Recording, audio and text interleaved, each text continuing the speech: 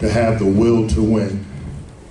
The will to win is just giving your best in anything that you do. Played basketball, probably started at around 10, 11 years old. Was decent, wasn't great. My first love was playing an instrument, playing in the band. I played in the marching band, I played in the orchestra, I played in the drum and bugle corps. That's what I wanted to be, a musician. But I started to grow. And as I grew, a lot of people pushed me towards playing basketball. Mount Vernon was known for basketball. I didn't really know about it until I hit a growth spurt, and a man by the name of Jimmy Jones took me under his wing. He was the director of the Mount Vernon Boys and Girls Club. I watched numerous games when I was in middle school of the high school team. High school team had a lot of success. Wanted to play for the high school team, but I had to continue to develop. Got to the high school level, I was in the band and I played basketball, so you had to be the first one to school for band practice and the last one to leave for basketball practice. That wasn't gonna work. So I gave up being in the band and concentrated on basketball. I had a high school coach that didn't come from my area. I didn't get along with my high school coach. I felt like he took advantage of a situation that was given to him, not the one that he had earned. I have to give him his respect though. He taught me a lot. He taught me how to be a fundamental basketball player. My senior year, we went undefeated in the state of New York. Won the first state tournament in over 70 years. Therefore, I went on to become Player of the Year in the state of New York. I also made All-American teams. I was a McDonald's All-American. I was recruited by everyone in the United States. I originally wanted to go to Marquette. Across the street, my neighbor went to Marquette and had a lot of success. Al McGuire at that time coached Marquette and had a lot of success with kids from New York. Al McGuire retired my senior year. So I opened up my recruiting and went to visit Kentucky, University of Kentucky, went to visit Wichita State, Illinois State, St. John's, just a number of schools. I came here to the University of Louisville to visit them. I sat at a table, a dinner, with the assistant coach that was recruiting me. His name is Wade Houston. His wife, Alice, looked at me in my face and asked me, how long are you gonna let my husband chase you all over the country? He does have a family that would like to see him. I took that to heart to mean that was a sincere question, and it meant a lot to me. And I had met some people along the way that had committed to Louisville, so I committed to Louisville. Once I got to Louisville, we had a lot of good players. First year, we lost 7 games. The second year, third game of the season, we were playing Tennessee, and I had to sustain an injury. It was a season-ending injury. And that year, 1980, we went on to win the national championship. That year, my brother, Rodney McCray, was a freshman. My brother didn't really practice hard. He wasn't a practice guy, he was a game guy. My brother wasn't starting that year because he never did practice hard. Once I went down, the coaching staff talked to my brother and told him it was time for him to step up and take my place. My brother went on to become the very first freshman to ever start for an NCAA championship team in history, because a long time ago they didn't allow freshmen to play. So he was the very first freshman. My brother also that year became a United States Olympian. And so I tell everyone that I made the ultimate sacrifice for my brother to get his exposure, to get his shine on as a basketball player. So now I have a high school championship. Now I'm part of a NC2A championship. I also had an injury that kind of slowed me down. They removed the meniscus and ACL, and so back in that time they weren't doing arthroscopic surgery. So I was out for a year because they cut on it. Then, not realizing because I was young, I was bone on bone for the rest of my playing career. We had success during college. Not only did we win the championship, but we went back to compete for the championship 2 other years. So 3 of the 4 years, or 5 years if you count the year that I sat out, we had opportunities to play for a championship. If anybody knows anything about sports, that's the ultimate goal, is to have an opportunity to win a championship. At the end of my senior year, I had an opportunity to get drafted into the NBA. Now, the NBA conducted their draft last night for the 2024 NBA. That was in 1983. So a lot of people have a misconception when you say in the NBA that back then they were getting paid the same type of money they're getting paid nowadays. That's not the case, but you still made good money. But I entered the NBA as what I call not a 100% player. I had already had a situation where I was bone on bone in my knee. And NBA is a brutal sport. Back then we had 82 game regular season and you practice every day. You also travel commercial and you had to be at the airport first thing in the morning to catch the first flight out of every city that you visited. That's not the case nowadays. They fly on their own private planes. They leave at the night. They have chefs. They have everything that you need to be successful. And I say all of this because, like I said, that was back then. This is a different time. I'm in the NBA. I'm playing with other professionals. We all getting paid real good money. Because I've had success at the college level and at the high school level, when you reach the ultimate level, which is NBA, you assume that everybody wants a common goal, and that's to win a championship. I was disillusioned. I was heartbroken. That wasn't the case. You get to the NBA and you find out there's so much selfishness going on that all the guys are doing is playing for the next contract. That's all it meant. Let's get the money, not win. I was used to winning. I wasn't used to just playing for money, used to winning. I played 3 years in the NBA. I was approached by the University of Louisville's coaching staff to come back and become a coach here. Now, I had had success, like I said, in high school, college, and the pros. I come back to the University of Louisville in 1988. I joined their staff. Because of the success that I had at U of L, I'm assuming that everyone that's on this team now wants the same type of success.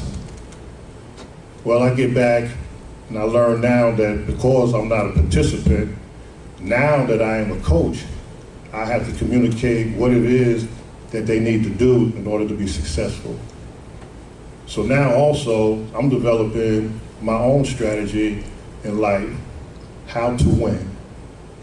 I've been a winner all the way up to this point. Even though I've had ups and downs, I still won.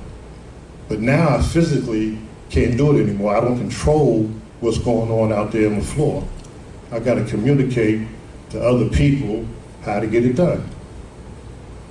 Well, I went through this, and it was a big challenge, a big learning curve for me. Because you realize that everyone thinks it's easy. They don't look at the road, the path that you took in order to have success. So now I'm thinking everything that I put into becoming a successful basketball player, they don't understand this. They're not committed to the same type of regimen that I had to go through, that my teammates went through in order to have that success. How do I communicate this? How do I get them to understand what it takes? Well, I got to develop my listening skills. I got to sit down, talk to each individual and find out what their personal goal is. That's a little bit challenging for me because I've always had success.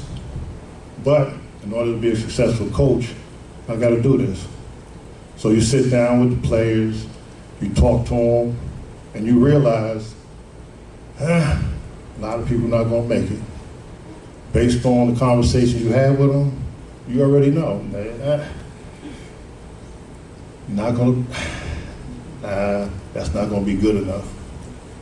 But I played for a coach, Denny Crumble was the head coach at that time, who taught me, anyone that's on this team, we have to do the best that we can to get the most out of them.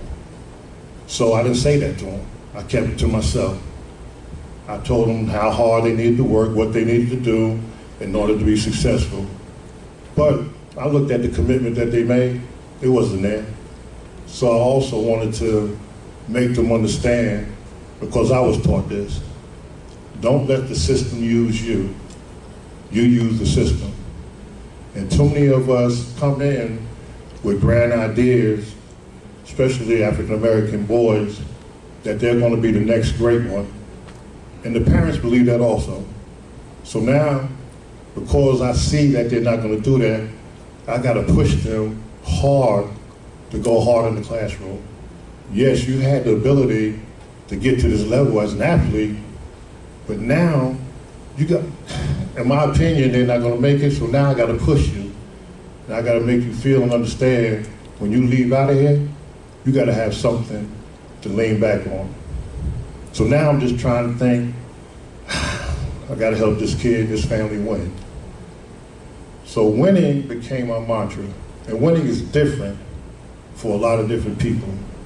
If I ask you what success meant to you, we might come up with 13, 14, 15 different answers. And that's good, because that's what success and winning is all about. For me, as a young African-American assistant coach, helping these kids win was helping these kids get an education. They're already there playing basketball. So if I can help them leave this program with an education, then I've done my job. I won. I won in that situation. But I had to also develop myself in order to get them there. Time goes on.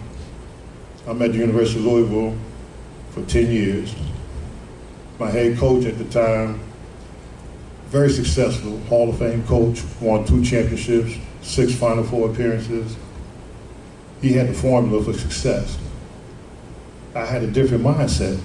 I didn't care about winning ball games anymore.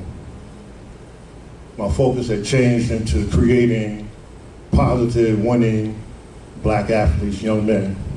I wanted them to have more in life than just being a basketball player. He told me, he said, Scooter, when you get your program, you can do it the way you want to do it. But since this is my program, we're going to do it this way. I respected him for that, because he was right.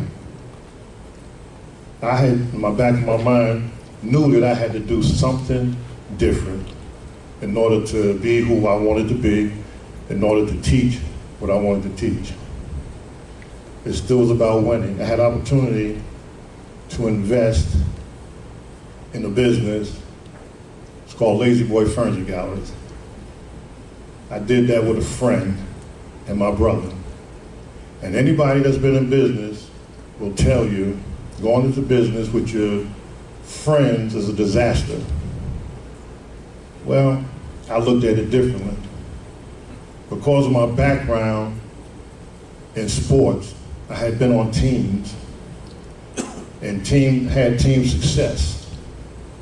Now, I knew how to be humble in order for the team to be successful. So when we put this partnership together, I knew what my strengths and my weaknesses were. And as a middle person, because the other guy, my partner, he had the opportunity, but he needed the financial backing. And that's where my brother and I came in. Well, once we got together and we got everything worked out, we had the opportunity to open up 3 Lazy Boy stores in the Louisville, Indiana area. We also had the opportunity to open up another one in Bowling Green, Kentucky. This in my opinion, for a business was a great opportunity for me to go to another level. I've already had success in sports. Now can I duplicate this in the business world? Well, we had one store. It was very successful. Stores on Hirschbone Lane.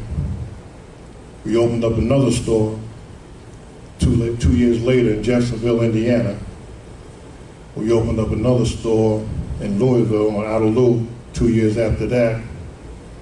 And we opened up the fourth store in Bowling Green, Kentucky 3 years after that. 2007, the economy took a hit. Everything went rock bottom. With projections, we still wouldn't, with a 15% increase, we still wouldn't be making any money. So we came up with a plan. We showed it to corporate lazy boy. We decided to close 3 stores in a 10-year period. So now I'm riding the high of having 4 stores. I'm riding the low now that we got to close 3 of them. And all this happens within a 10-year period. During that time, I participated in a community event dancing with local stars. I won the competition, by the way. The night after I won, I had terrible knee pain, terrible, in my right knee. Had to develop some sort of fungus or something, so they had to remove whatever was left in my knee in order to get the fungus out. They also found out that I had multiple myeloma at that time. Multiple myeloma is a blood cancer. I didn't know that. The doctor comes into your room and tell you, well, I'm sorry. You're saying, uh-oh, what's going on? So I was diagnosed with cancer at that time. It's an incurable cancer. I prayed to God. I said, Lord, just give me the strength to go through what I need to go through. So now I'm closing 3 stores. I'm dealing with a cancer, and I've still got my family. Well, this where the sports came in, dealing with ups and downs of losing and winning. So we asked people to take pay cuts. We wanted to save the jobs of employees and staff that we had. A lot of them didn't believe in the plan that we had, so they left, took other jobs. I understand that. Some stayed, some took the pay cuts. We all took pay cuts. We got rid of 1 property. We kept 2 properties. Fast forward, 2016, I believe. 2016, we repaid Lazy Boy back over $3 million that we were in the hole for. We paid the bank off, actually, $800,000 that we had borrowed to build buildings and buy land. I can't tell you how blessed and proud I was of the team that we had sustained through all of that. During this time, my family, I brought my son here with me today. He's still growing. He doesn't understand everything that's going on. I think he remembers coming to the hospital to see me and me telling him that he's gonna have to be strong for his mother and sister as I go through all of this. He's now 27 years old. He's an entrepreneur himself. He remembers the times where I kept him probably frustrated because I wasn't his friend. I was his father. And I would tell him all the time, I'm never going to be your friend. I will always be your father. And he's going through some trying times also. But he understands now that being a young African-American man, I think what it takes, and also what he has to do in order to win. See, I don't have the same type of verbiage that you just displayed, but I went through and understand every single thing that you said. I look at my marriage. I've been married for 38 years. I've also dated her for 6.5 years before we got married. We went to college together. Now she'll fuss and complain because I tell her it took me 6.5 years just to get to know who you were. But she came from a great family. Her family took care of me while I was down here. They took care of my brother. They took care of my friends. I looked at the success that I had in basketball. I looked at the success that I was starting to gain in business. And now I'm looking at how am I going to be successful in my marriage. And so what I had to do was learn how to listen, how to throw away my male ego, how to get rid of my friends in the streets that were telling me to do things the macho man way, and become a member of my church because I needed to be grounded. You know, I still wanted to do the things that I did when I was an NBA player, when I was a college assistant coach, and be with my friends. But inside I knew I needed to be with my family. So I joined the church, Greencastle Baptist Church, which I'm still a member of now, and it helped me. It helped me grow as a man, it helped me also see what I needed to be, and I continue to try to do that. So in the back of my mind, I said, I need to create this win for my family, for my wife and I. And my wife and I are totally opposite. I'm 6'9". My wife is 4'11". My son would have been mad if he would have taken after his mother. But luckily he took after my side and my daughter took after my wife. So I have a son and a daughter, and I was very strict on the kids. Never wanted to tell them what to do, but I told them what they could not do. Always wanted them to have their own identity, didn't encourage them to play basketball, sports, anything like that. Always wanted them to be who they are. You said something earlier that I agree with. A lot of people don't know who they are. They say, I'm gonna be me, I'm gonna be you. You can be you, but understand, you being you comes with some consequences if you want to be out here in this real world. And as long as you can accept that, and I talk about this all the time, as long as you can accept the consequences that you make as an adult and be able to live with them, you're great. But you cannot say, I'm gonna be who I am, and then complain about things that come your way that don't fit what you want.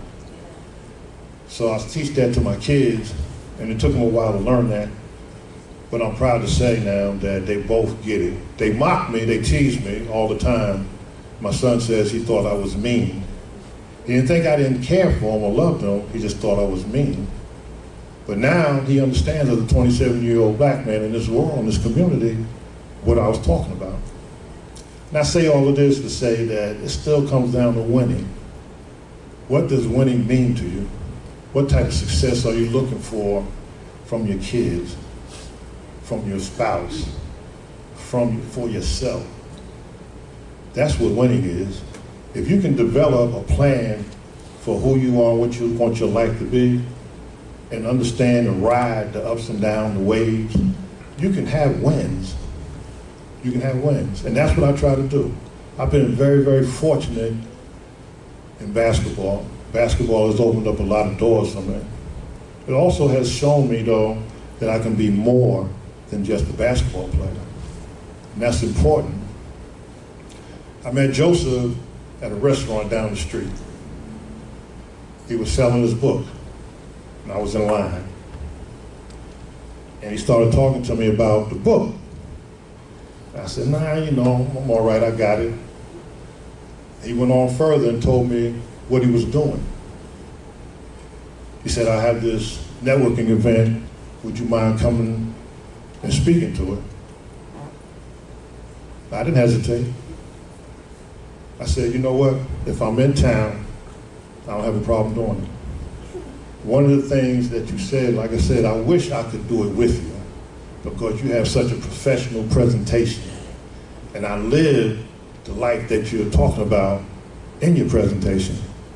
I just don't have the professionalism that you have, even though I graduated from U of L.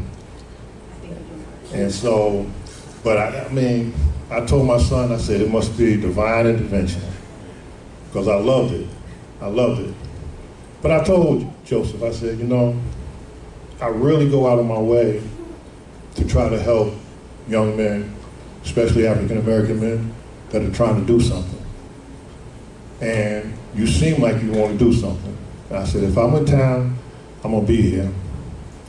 And so I came, and I also brought my son, because my son now is the testimony to what I've done for him, for some of his friends, and for others. I feel with the blessings that we get, we ought to give back. And I've truly, truly been blessed with these opportunities. So, no, I don't have the presentation. I apologize for not getting you what you needed, but I've been used to people, especially this generation, Googling me. And so they have the information mainly that they need for a bio. And I just try to show up. She talked about being authentic. I try to be as authentic as possible. My motto is, I gotta be who I am because that's who I am 85% of the time. I can't be someone else 85, I gotta be me. And so if you can accept me for me, and I can accept you for you, we're gonna be all right. But if you feel like I'm coming from way out left or right, then we're not. And I wanna be all right. I've had plenty of opportunities to do certain things. I showed up like this because this is how I go to work. And I'm not trying to offend anybody, but this is how I go to work. And I've been fortunate enough to be in the furniture business for 30 years. I've been in business now for 37 years. And so I've been blessed. And so I just want to thank you for giving me this opportunity to tell you about wins. Wins come in a lot of different shapes, fashion, and forms. But only you decide what's winning for you. You know, winning just is, to me, positive movement, positive change. You don't have to always win a championship, but if you're playing for a championship every year, you win it. You're doing something right, and that's important to me. I want to win for my community because the community that I lived in watched me grow from an 18-year-old to a 64-year-old man. I want to win for my community in New York because they raised me from a 6-year-old to an 18-year-old. I want to win for my church because I'm a representative of the church that I belong to and to the God that I serve. I want to win for my family because my family is a reflection of me. And then I also want to win for myself because I've been through hell and I've learned a lot of lessons. And so therefore, if I could share just a portion of what I learned, I'm continuing to win. Thank you.